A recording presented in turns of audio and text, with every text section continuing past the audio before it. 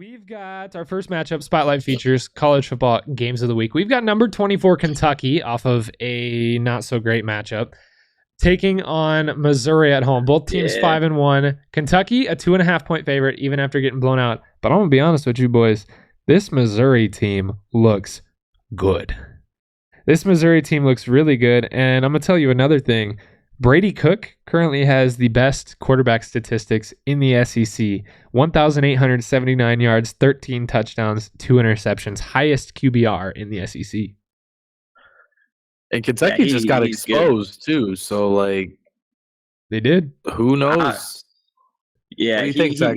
Go ahead. I think Brady Cook is taking that total over 2,100 yards, and he is cooking this Kentucky defense. They just show that they don't know really how to cover a pass. They just gave up 400 yards to a team who had no passing game before this week. Yeah. If I'm that Kentucky team, you got to look at the mirror and figure some stuff out on that defensive side of the ball. And their offense, their offense just completely disappeared that whole Georgia team, Georgia game too. Granted, Georgia's a top defense in the country, but still, you got to show up a little bit.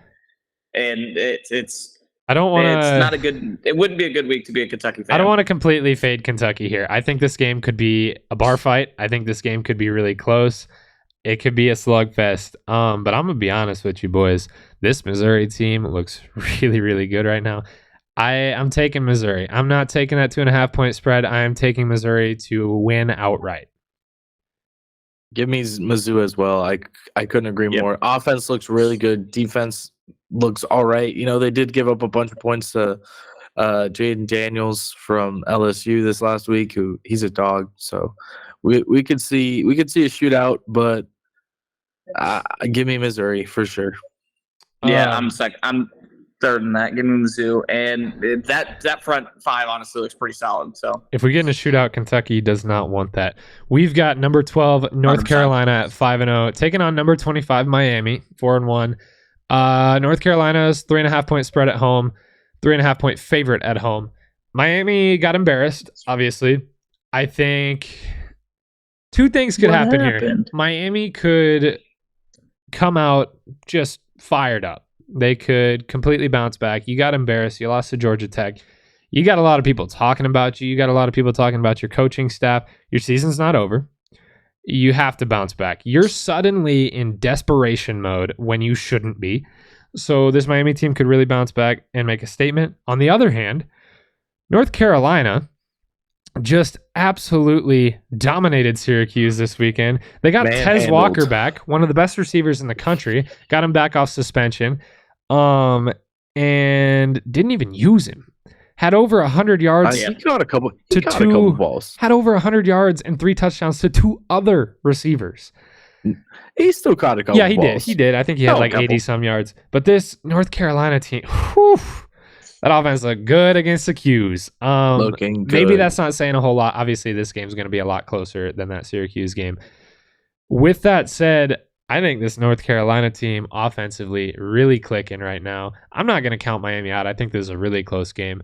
But North Carolina's clicking. You just got Tez Walker back. You're going to start to really put him into that offense again. Give me North Carolina. Give me that 3.5-point spread as well.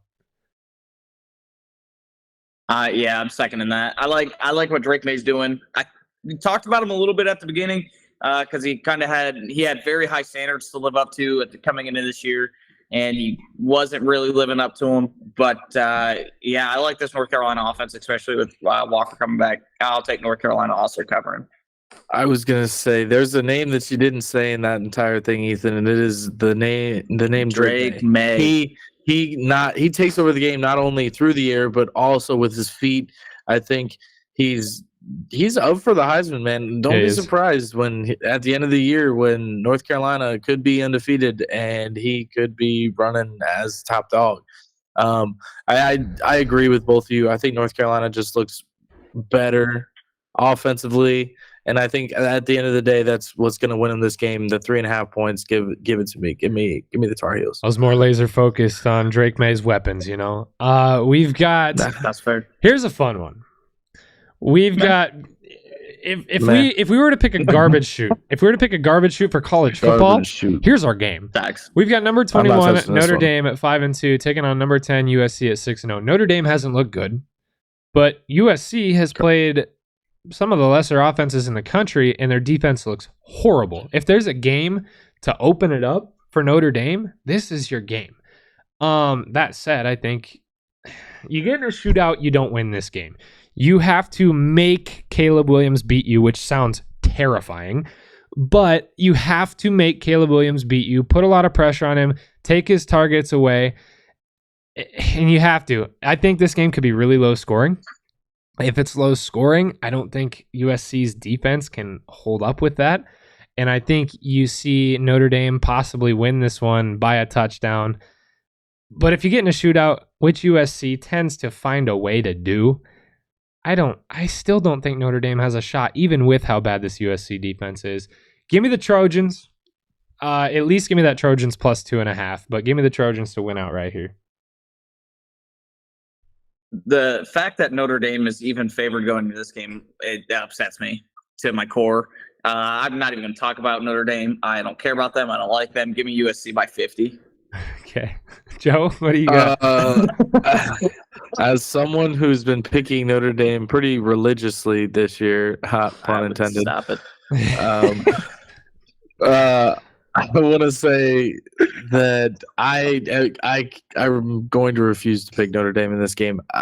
I don't believe in them anymore. As someone who thought they had a really good shot to do something special this year, I just don't see it. I agree. I think it's going to be a shootout. I don't think either of these defenses is going to be able to hold the offense. I think, and I think Caleb Williams just bulls. I think that's the way it's going to be this year. They're going to get into shootouts. He's going to throw a bunch of yards. He's going to throw a bunch of touchdowns, and at the end of the day, the USC Trojans are going to win. So that's my pick for sure. I like it. I figured it would go that way. You got him by 50? Boys, not by 50. Probably 10-point game. Boys, we got our game of the week. Game. We got our game of the week. This is the game we've been talking about. This is the game we've been talking about since Oregon beat the brakes off of Colorado. We've got number 7 Washington at 5-0 as a 3-point favorite at home against number 8 Oregon. We got a top 10 Pac-12 matchup. Oh, this is going to be so good. This decides the Pac-12 for me. I don't consider USC in that conversation. I still think USC might slip another one to Utah. I don't think they compete with Oregon and Washington. They compete with them. I just don't think they beat them championship-wise. This is your championship game. Or at least your precursor to the championship game. To me, it comes down to most complete team. And a couple weeks ago, I might have said this was Washington. After watching Oregon plenty, to me, Oregon's got a stupid good defense. They've got a top 10 rush rate in college football right now, which is huge. They have some of the highest explosive play rates. They are, I believe they're still number 1 in the country in red zone efficiency and number 1 in scoring percentage. Yeah. And this team just looks really good to me. Bo Nix is on another level, 29, 35 years old, something like that. He's balling against Pee Wee leaguers out here. He's balling against Pee Wee leaguers out here. I think that Washington -3 is disrespectful. So give me Oregon to go in to Seattle on the road. Give me Oregon to take our game of the week here. Yeah, I'm going to side with you on that one. I really like this Oregon team. Man, Bo Nix has that offense clicking. Defense looks good. And like you're saying, most complete team, honestly, I think in the country right now is Oregon. I think they are the team to beat right now in college football. And 3.5 points is crazy. I don't know why we're doing that, but I'm picking Oregon, and I'm not only to cover, but to win it all. Vegas stands to make some money off of this game because of the mere fact that Oregon looks like a better team. I mean, I guess you could give it to Washington. They played a little better competition. They're at home as well, unquote. And they play. I think that's where they get them is home field. But also, this Oregon Ducks team just looks different. Their offense crazy. Their defense looks very much improved to last year. Give me the Ducks. I think the Ducks look better all around than this Washington team. No offense to Michael Penix. Sorry.